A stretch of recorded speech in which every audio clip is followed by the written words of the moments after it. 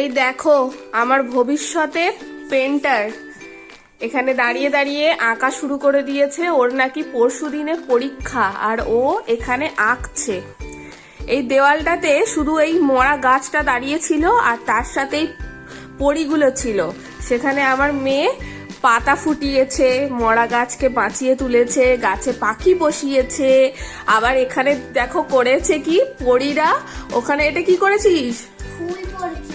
আচ্ছা, ফুল ঝরে পড়ছে। এখানে একটা ছোট্ট প্রজাপতি না, ও সরি মৌমাছি। আচ্ছা আচ্ছা, হানি বি। এখানে পাখিটা এখন চলছে কাজ করা।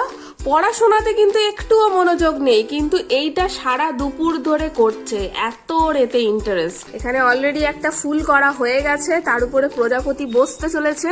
আর এখানে তো আর একটা প্রজাপতির পাখনা দেখতে পাচ্ছি, ওটাও মনে হয় রং করা হবে।